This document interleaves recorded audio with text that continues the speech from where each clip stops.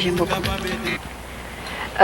Bon après-midi. Nous avons aujourd'hui avec nous Alain Robichon, qui est ici à San Francisco. Et après avoir parlé avec lui, nous avons décidé de parler d'un sujet général, c'est-à-dire des villes de Paris et de San Francisco. Donc, Monsieur Alain Robichon, bienvenue au programme franco-américain. Merci. Peut-être que je devrais faire une très très courte introduction pour vous, comme ça on saura à qui parle. Donc, vous êtes ici à San Francisco en tant que visiteur à long terme, c'est ça, on pourrait dire? Je travaille, je suis biologiste à l'université.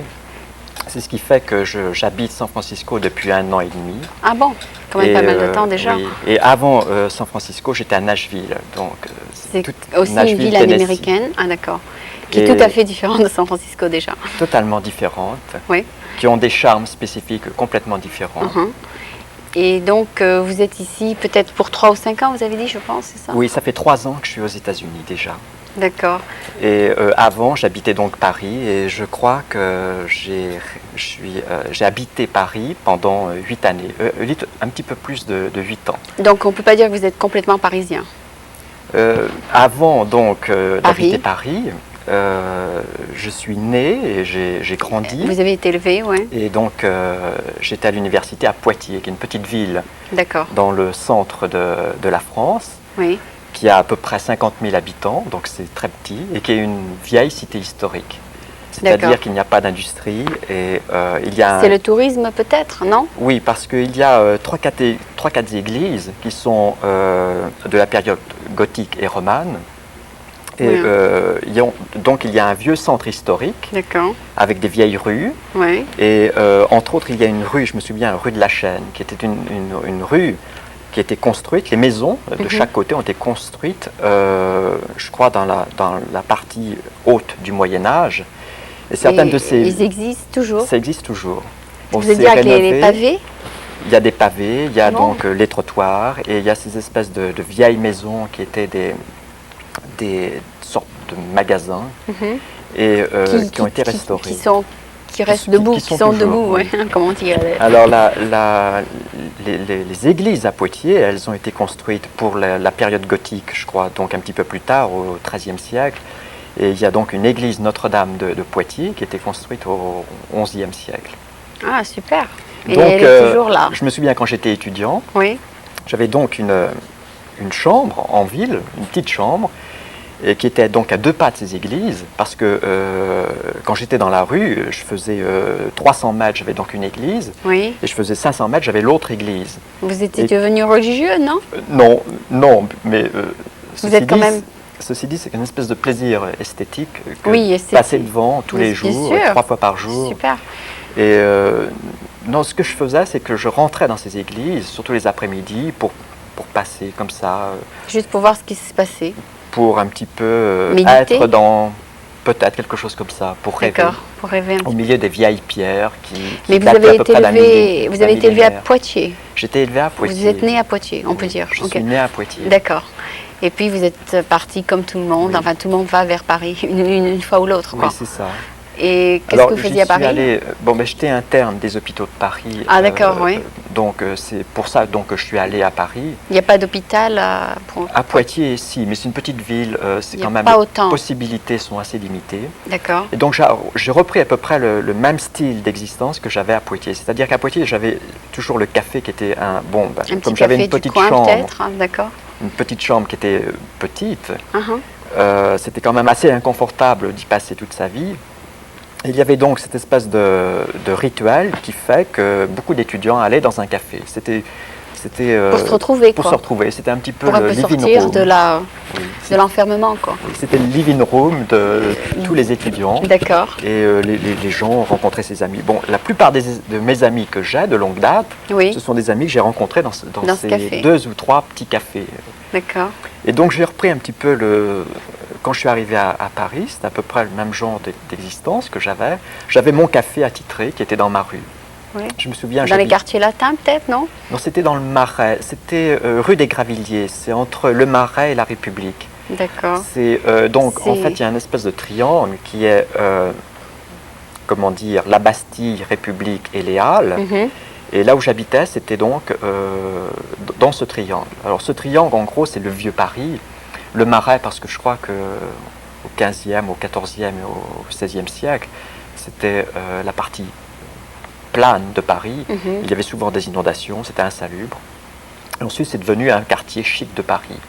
Et dans le Marais, donc, il y a tout un tas d'hôtels particuliers qui sont ou privés ou qui sont maintenant rachetés par la ville de Paris et qu'on peut visiter. Mais il y a quand même une atmosphère, c'est-à-dire que si j'étais dans le Moyen-Âge à Poitiers, j'étais davantage dans le 16e, dans le 17e à Paris. D'accord. Et ces rues sont, rue des Cravilliers où j'habitais, était donc une rue étroite. Très petite, ouais. Petite, sombre, obscure, qui était aussi très humide. Donc les murs sont un peu grisâtres. C'est pas beau. Peut-être qu'ils ont une odeur, peut-être, non? L'humidité, non? Il y a une odeur d'humidité, il y a une odeur de vieux et d'humidité, ça c'est sûr. Et comment vous êtes trouvé là-bas? Enfin, c'est-à-dire, vous étiez quand même étudiant quand même? Non, j'avais un salaire. Et vous voulez quand même habiter là-bas? Oui, parce que... Vous vous sentez bien dans votre peau, peut-être, c'est ça? Enfin, vous vous sentez chez vous, peut-être? Oui, habiter dans un vieux quartier historique, il y a... du caractère. Il y a du caractère. On est constamment dans une espèce d'atmosphère. Enfin, je sais pas, il y a des gens qui refusent chacun son ça. goût, quoi. Oui, chacun son goût. Il y a des gens qui veulent par quelque contre chose aller qui est vers le important. moderne. Ouais. Oui, c'est quelque chose qui est important pour moi. D'accord. De sentir des vieilles pierres, des odeurs. Parce que c'est familier. Peut-être parce que ça vient très en arrière dans les siècles précédents et non, mais il y a comme une espèce de fantôme tout autour de vous. Et... Non, mais parce que aussi, c'est peut-être parce que vous avez été élevé dans cette atmosphère. Oui, et maintenant, quand je n'ai pas ce genre d'atmosphère, il y a quelque chose qui vous manque. Qui me manque énormément. C'est très moderne où vous êtes en ce moment? Alors maintenant, donc il y a un luxe. Je reviens à Paris, il y a un luxe quand on habite Paris. Indépendamment donc du caractère de ces vieilles pierres et de ces appartements qui sont très inconfortables par eux-mêmes. Bien sûr, parce qu'il n'y a pas le confort moderne, c'est ça? Oui, c'est exactement ça. Mais je me souviens quand je travaillais à Paris, par exemple quand vous avez une après-midi pour vous, par exemple en hiver ou au printemps, par exemple un mercredi ou un jeudi ou un lundi ou un mardi, pas le lundi parce que c'est fermé, vous pouvez aller dans un musée. Et vous aurez les Picasso et la peinture italienne de la Renaissance, pour vous-même, parce que vous serez seul dans ces musées. Parce qu'en plein hiver, par exemple, vous prenez un mardi après-midi ou un mercredi après-midi, vous allez dans ces musées, c'est totalement vide. Oui, moi aussi j'ai fait ça. C'est le super luxe d'une certaine manière. De pouvoir voir par vous-même tout. Vous avez les classiques des peintures qui sont juste pour vous. Voilà. Vous avez sans doute le gardien du musée, vous avez 2 ou 3 personnes et probablement des milliers de peintures et vous êtes au milieu d'elles. Oui, j'ai fait ça moi-même. Je suis allée une fois dans plusieurs musées, c'était vide, c'était la semaine et c'est super, oui. Et ça n'en finit pas, quoi, parce que les musées sont très grands à Paris.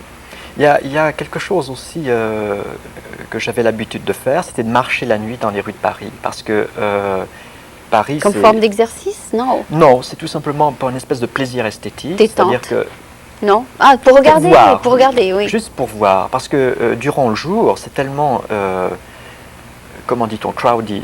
C'est très dense. Voilà, il y a trop de Il faut toujours faire attention pour ne pas se faire renverser par une voiture. Il y a un bruit absolument infernal. Il y a les voitures klaxonnent.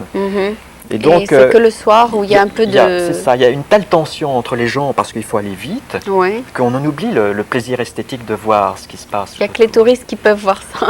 Oui. Et ils ne vont jamais là-bas, c'est ça? C'est ça. Alors, ce que j'avais l'habitude de faire, c'est de tout simplement marcher la nuit dans ce vieux quartier historique de Paris. C'est à peu près sûr, on ne risque pas de se faire tuer.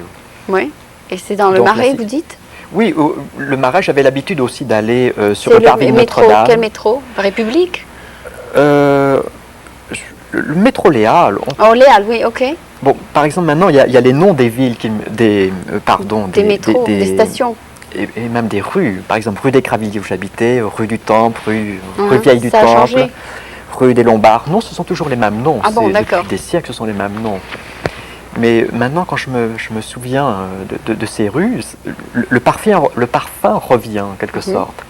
J'ai une espèce de mémoire visuelle. Et très, très forte. Très forte. Je me souviens que je passais très souvent devant le parvis de Notre-Dame-la-Grande, qui est absolument superbe. Yes. Et je faisais ça tous les jours, quasiment à minuit, parce que je descendais d'un métro et Très tard le soir. Très tard le soir. Et plutôt que prendre le plus près métro de chez moi, je préférais sortir d'un métro un petit peu loin, mais qui me permettait de passer devant Notre-Dame-la-Grande. Finalement, San Francisco, ça doit vous plaire parce que les maisons sont très jolies. Enfin, il y a quand même un certain charme. C'est-à-dire, ce n'est pas des maisons carrées de partout, quoi. Chaque maison a son petit charme dans plusieurs quartiers. J'adore l'architecture de San Francisco. Oui. C'est tout à fait différent parce qu'il n'y a Paris. pas le poids historique. Et c'est en bois au lieu d'être en briques. Il y a le style victorien que j'adore. Mais il y a la chose la plus frappante, c'est-à-dire que quand on marche dans les rues de Paris, spécialement dans le Marais, toujours vous avez l'horizon bloqué parce que ce sont des petites rues qui serpentent et donc on ne sait pas, après un détour d'une rue, ce qui va apparaître. Donc on ne voit pas ce qui est au fond. On ne voit pas. Parce que ce n'est pas comme un boulevard où on voit tout. Exactement. C'est des petites... Ah d'accord, c'est un peu comme la Lombard, quoi. Enfin, oui, c'est ça. C'est très bien qu'on veut découvrir ces vieux quartiers historiques. Parce qu'on est obligé de marcher. D'accord. Et d'une rue à l'autre, il y a tout un tas de petits détails et de choses que vous découvrez en même temps. Finalement, vous savez qu'il y a beaucoup de marches organisées par la ville de San Francisco. Alors, et c'est des journées où vous marchez et vous examinez donc les différentes architectures. Et ça fait partie donc du programme de la bibliothèque où vous vous inscrivez, vous faites des marches. Ça fait partie, je pensais que c'était pas un hobby, je pensais que ça n'existait pas comme hobby, mais ça existe. Les gens aiment aller voir les différentes maisons, anciennes maisons de San Francisco. Je ne sais pas. Ça, je ne savais pas. Oui, ça existe. Et donc, ça se fait, mais je ne sais pas si ça se fait en France, d'aller voir quartier par quartier. Je m'aperçois, ce que je faisais, c'était avec un ami. Moi j'ai suivi mon ami, il avait en quelque sorte ce hobby qui était de prendre... une rue à la fois peut-être? Non, des écrivains très classiques, par exemple Proust, ou même des écrivains américains qui ont séjourné à Paris pendant... Et d'aller voir où ils ont vécu. Exactement. Ah, c'est intéressant. C'est une espèce de pèlerinage d'écrivains célèbres. Si ça existe toujours. Les maisons sont toujours là. Oui. Toujours? Ah oui, parce que... Mais on ne les remplace pas par des nouveaux buildings Non, le vieux quartier historique reste tel préservé. quel et totalement préservé. Ah bon? Oui, ce serait tout à fait un scandale que de détruire une maison dans Il y a peut-être des lois pour protéger? Oui, je crois. Ah bon, d'accord, parce que c'est quand même important pour le tourisme qu'il y ait des lois. Donc, vous avez parlé donc de Paris, de Poitiers, donc vous avez pu trouver donc quelque chose où vous vous centrez chez vous. Et à San Francisco, par contre, ça doit être beaucoup plus grand, beaucoup plus... Mais oui, ce qui m'avait... on est toujours un petit peu prisonnier des stéréotypes, mais certains d'entre eux, je les adore. Par exemple, quand je travaillais à Paris, c'était à l'hôpital Saint-Antoine, et mon laboratoire où je travaillais était au 10e étage. D'accord. Et ça, c'est moderne alors? Il y a 10 étages, c'est déjà moderne. Oui, c'était un grand building. C'était un petit peu... l'hôpital Saint-Antoine est un petit peu à la périphérie, n'est pas... dans le vieux quartier historique de Paris. Tout autour, c'est très vieux, ça c'est sûr. Mais l'hôpital, il y a une partie qui est très moderne. Et du 10e étage, on peut voir tout Paris, les toits de Paris. Alors on voit très bien la Tour Eiffel, on voit très bien Beaubourg, le musée de Beaubourg. On voit très bien la butte de Montmartre. D'accord. Et on voit très bien, je me souviens, le jardin du Luxembourg donc aussi. Vous aviez donc des très belles vues. Oui, c'est ça. Du 10e étage. Les grands points, les grands stéréotypes de Paris. Qui font Paris une célèbre ville. Oui, d'accord. Et ce qui est assez extraordinaire, c'est quand je suis arrivé donc à San Francisco, donc je travaille à UCSF, qui est donc l'hôpital sur la colline. Et juste en face de mon laboratoire, j'ai donc le Golden Gate Bridge, très beau parc. Et juste derrière, je peux voir le Golden Gate Bridge. Je peux voir aussi l'océan. Et je peux voir un petit bout de la baie. Alors, vous avez la chance. Ce qui est absolument extraordinaire, c'est que donc de ma fenêtre, là où je travaille... Vous sentez d'être un peu situé j'ai passé d'un stéréotype à un autre stéréotype. Mais exactement. Probablement, ces sites sont les plus beaux du monde. Super. Donc à Paris, vous voyez tout Paris, et à San Francisco, vous voyez tout San Francisco. Au moins les choses les plus fantastiques qui font la célébrité de cette ville. Exactement. Le Golden Gate Bridge. C'est une très bonne connexion que vous avez fait, oui, exactement. Et donc vous avez assez de chance. Ça fait 1 an donc vous habitez dans cette belle situation. Ah oui, oui, tous les jours je regarde à travers cette fenêtre et c'est extraordinaire parce que de temps en temps, ça dépend des jours, il y a cette couche de nuages qui passe sous le Golden Gate. Et je peux voir l'évolution de ces nuages minute après minute.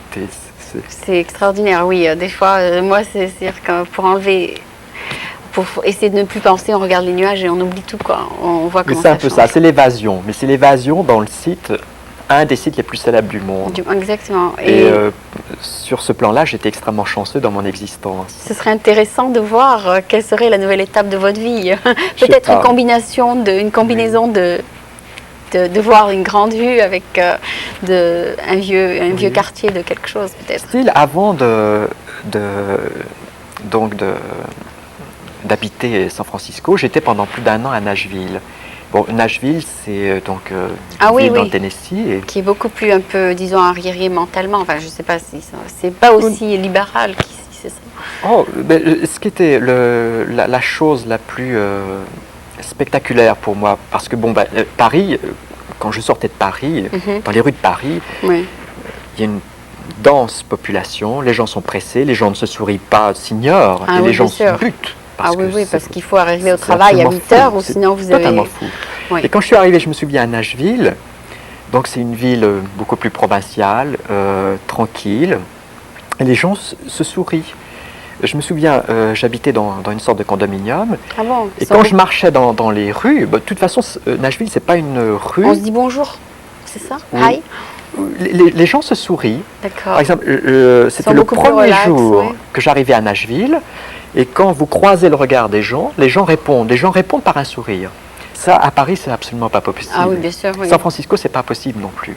Parce que combien d'habitants à Nashville? C'est beaucoup plus petit. Je crois que c'est 500 000 habitants. C'est quand même important. Oui, oui. Ici, c'est 700 000, donc c'est quand même assez grand. Et quand même, les gens sont gentils, c'est-à-dire sont beaucoup plus souriants.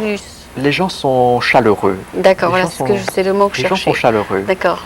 Et pour moi, de passer Paris où les gens sont très froids, très glaciales, s'ignorent, ou passer donc à Nashville où les gens sourient, même quand vous ne les connaissez pas, j'ai pris ça comme un cadeau du ciel.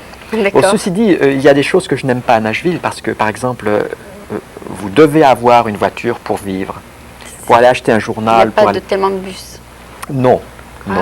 Et quand vous voulez aller acheter votre journal ou votre lait, c'est à plusieurs miles. Donc,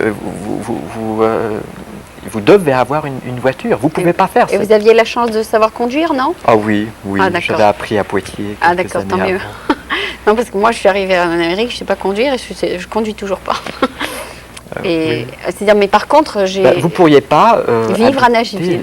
Habiter Nashville. Par contre, ici, je suis en ville en 10 minutes. Enfin, il y a un très bon système de bus, etc. C'est comme Paris, le métro, on n'a pas besoin d'auto, quoi. Oui. Et donc, San Francisco, est-ce que c'est la ville où vous pensez que vous voulez rester ou Paris semble mieux pour vous? Il y a quelque chose qui est très important pour moi, c'est le climat. D'accord. Ici, le soleil brille tout le temps. Il fait beau. Ouais, ça remonte c'est très le moral. Brillant. Ouais, c'est extrêmement agréable. Paris, il pleut tout le temps. C'est absolument... Donc, d'une certaine manière, Paris, vous devez rentrer à l'intérieur de quelque chose parce que vous êtes très souvent pris par une averse. Donc, c'est une ville qui est faite pour aller au cinéma, pour aller dans les musées, pour aller dans les cafés. Et pour étudier. Oui, quelque chose comme ça. Il y a beaucoup d'intellectuels à Paris, c'est vrai. Oui, il y a une tradition. Oui, enfin, il y a... Et même s'ils se rencontrent dans les cafés, enfin comme dans les quartiers latins, etc., c'est surtout quand il fait beau, quoi. Oui. Ou bien ils se rencontrent à l'intérieur, c'est ça. Enfin. Mais la grande tradition des écrivains qui étaient dans les cafés, je crois que c'était plus vrai, plus fort entre les deux guerres et dans les années 50. Maintenant, j'ai l'impression que ça disparaît un peu. Est-ce que vous avez pu retrouver ces amis que vous êtes fait à Poitiers, à Paris? Oui, certains d'entre eux... sont venus faire leur stage à Paris? Pour des raisons diverses. Ah d'accord.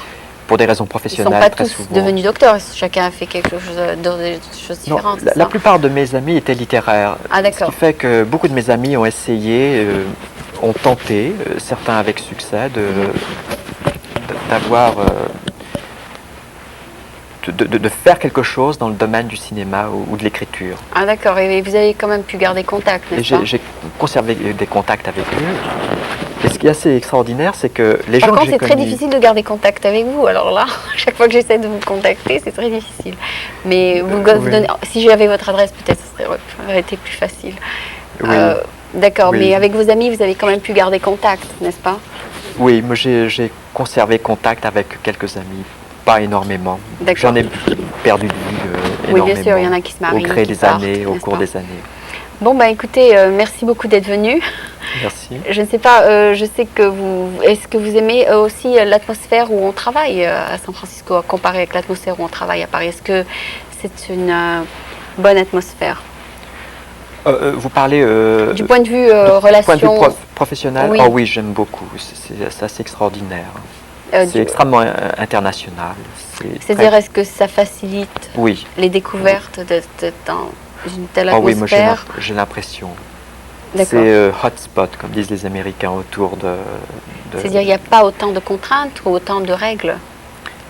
La société française et la société américaine sont tout à fait différentes. Il y a des contraintes spécifiques à la société française. Vous travaillez donc pour une société française qui vous a engagé ici en Amérique? Je suis tout à fait pour une compagnie. J'ai mon salaire américain. Américain. Ah, d'accord. Et ça s'est trouvé quand vous êtes arrivé ici ou avant de partir? Oh non, je me souviens donc, je cherchais donc un boulot pour faire de la recherche et il y a donc des journaux qui publient cette recherche et qui en même temps... Comme Le Monde peut-être ou un équivalent du Monde voilà, pour les scientifiques. Ah d'accord, d'accord. Et à la fin de ces journaux, vous avez tout un tas de petites annonces comme dans Le Monde. Et vous avez répondu et vous avez trouvé? J'avais envoyé donc des lettres et c'est comme ça que j'ai eu plusieurs possibilités. C'est comme ça que je me suis trouvé à Nashville pour la première fois. Je ne sais pas, je sais que vous voulez pas parler de ce sujet, mais il y avait ce docteur là qui s'est fait le test sur lui-même. Est-ce que vous avez des nouvelles de lui? Il est vivant? Un Français? Celui qui s'est fait le test du AIDS sur lui-même. Ah, je sais pas. Vous n'avez pas entendu parler? Ah bon, d'accord. Non, je sais pas. Bon, d'accord. J'espère que ça marche. Non, je ne sais pas, mais on nous avait dit qu'il a testé le vaccin sur lui-même. Et non, je suis pas au courant. J'ai jamais suivi l'affaire. Je ne sais pas s'il est toujours vivant. Bah, c'est très courageux quand même de faire un tel sacrifice, de se tester sur soi-même. En général, on teste sur les animaux. Oui, je ne suis pas du tout au courant de cet événement. D'accord, peut-être, pourtant c'est un événement, c'est un Français. Hein. D'accord. Par contre, vous c'est pas du tout dans le domaine des AIDS que vous êtes, c'est autre chose, tout à fait. Bon, écoutez, je crois qu'on a un peu touché à tous les points dont vous voulez parler, n'est-ce pas? Oui, il y a peut-être un dernier détail. Oui, bien sûr. Il y a quelque chose qui me revient comme un espèce de souvenir très tenace, c'est que à Paris, vous avez donc dans les rues de Paris, vous avez toujours ces pavés et ils ont mis donc du goudron. Ah, c'est dommage. Ouais. Mais le goudron ne tient pas, ce qui fait que vous avez des plages entières de ces rues où vous avez la réapparition des pavés, parce que le goudron... C'est du marbre, enfin, c'est... Je pense pas, c'est pas du marbre, c'est autre chose, oui. Non, c'est de la bonne... C'est une réapparition, d'accord. Parce que les pavés sont dessous de toute façon, on les a pas enlevés ces pavés, on a juste mis du goudron dessus. Pour que ça soit un peu plus plat peut-être, ou un peu pour plus régulier. Pour les voitures, ou je ne sais pas. Donc, vous pouvez voir donc derrière cette couche de goudron la réapparition de ces pavés. C'est un petit peu la revanche de l'histoire contre le modernisme. Et oui, ce que je voulais dire à San Francisco, c'est du goudron. Vous ne pouvez pas, comment dire, les rues sont tout à fait rectilignes. Tout à fait rectilignes. La chose qui m'a le plus frappé, à San Francisco, il y a plein de collines. Oui. Et donc, les rues vont de manière complètement rectiligne jusqu'au sommet de la colline et ensuite elles redescendent. Voilà. Donc, probablement à Paris, ce ne serait pas possible. Vous auriez une petite rue qui serpente tout autour. Voilà, c'est disons, la géométrie opposée. Quoi. Et ceci dit, à San Francisco... La colline est horizontale, par contre, à San Francisco, la colline est verticale. Ah oui, on sent la modernité un peu triomphante, c'est-à-dire qu'on on a franchi les barrières. Oui, on a une rue rectiligne et Oui, quand la rue Scott, elle monte et elle descend, mais elle est toute droite. Oui, donc c'est... C'est du modernisme, on peut dire. Oui, c'est comme de l'art d'une certaine manière, du land art. Exactement, oui, parce qu'en France, peut-être qu'on suivait le cours de la rue, et là, on suit le cours de la colline. Enfin, c'est Ceci dit, en gros, à San Francisco, c'est pas une ville où j'ai envie de marcher dans les rues, parce que ces rues sont immenses. Oui, elles sont sont trop grandes. Oui, il y a 3-4 endroits à San Francisco que j'aime marcher, comme je le faisais à Paris. C'est probablement 8th Street, où on a tout un tas de petits... Haight Street, oui. Oui. On a tout un tas de petits magasins qui vendent des choses exotiques. Et North Beach, parce que c'est cette conception européenne. Oui, les cafés. Les cafés. Vous allez le soir? Oui. Pas le soir. Le vendredi soir, c'est très animé. C'est un peu comme Cannes le soir. Enfin, c'est un peu la plage, quoi. Le vendredi soir, c'est la fête. Je me sens pas très à l'aise à San Francisco la nuit. C'est pas... Bon, parce que quand vous marchez, vous êtes seul. Par contre, c'est très agréable durant le jour. Parce que quand le soleil brille. Il y a beaucoup de monde et... À l'inverse, pour moi, la ville était très agréable la nuit à Paris. Parce qu'on pouvait découvrir esthétiquement cette ville. D'accord. Donc pour vous, vous voyez la différence entre, disons, la nuit et le jour? Totalement. Exactement. Je crois que ça symbolise la super, différence entre Paris et San Francisco. J'aime beaucoup la façon dont vous voyez les choses. Vous faites une connexion entre les choses, la nuit et le jour, et vous avez fait la connexion entre les deux manières de voir les villes. Mais je crois que c'est quelqu'un qui m'a dit hier ou avant-hier que les Français ont un esprit analytique qui est différent des autres cultures. Et on voit très bien ça en vous, c'est-à-dire la façon de voir les choses, d'analyser les choses, d'essayer de les comprendre, et qui est tout à fait, peut-être qu'on ne voit pas dans d'autres cultures, mais enfin qui est tout à fait française. Peut-être parce qu'à l'école, on nous apprend à analyser, à comparer, à comprendre les choses. Et je me vois souvent en train de faire la même chose que vous faites. J'essaie de trouver une connexion. Peut-être une éducation esthétique, quelque chose comme ça, parce que l'art est important. Exactement. Et moi aussi, je me dis, par exemple, je suis dans un appartement, je dis, bon, mais c'est tout à fait comme où j'étais en France, parce que j'ai le parc juste en face, et c'est un appartement, ça ressemble à l'appartement où j'étais. C'est pas la même chose, mais tous les éléments se retrouvent dans une autre ville, dans un autre continent. C'est super. Écoutez, on vient de nous annoncer que c'est la fin, et je crois que vous avez fait aussi un programme complet, donc ça a été vraiment un plaisir de vous écouter. Merci beaucoup d'être venu. Merci. C'était donc Alain Robichon qui nous a fait une très bonne comparaison esthétique entre Paris, la France, Poitiers, n'est-ce pas? C'est Poitiers, c'est ça. C'est Poitiers et Nashville. Merci beaucoup. Merci.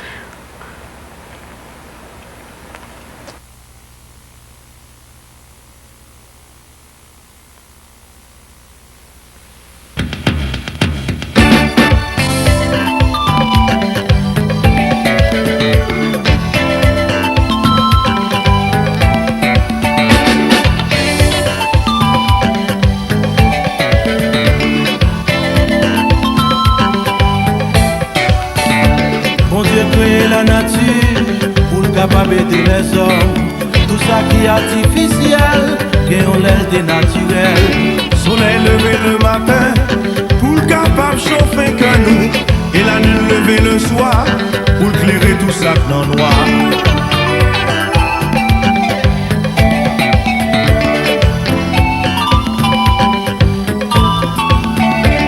C'est pour nous profiter, ça la nature offre nous, si nous voulons réaliser. Pour nous observer, ça la nature montre nous. Si nous tablons avancer, pas quitter l'allée, les changements arrivés. C'est pour nous marrer comme nos reines, pas quitter le fait sénateur. Si c'est pas ça, n'a pas gagné. Nous pas besoin d'hésiter, pas quitter le fait sénateur.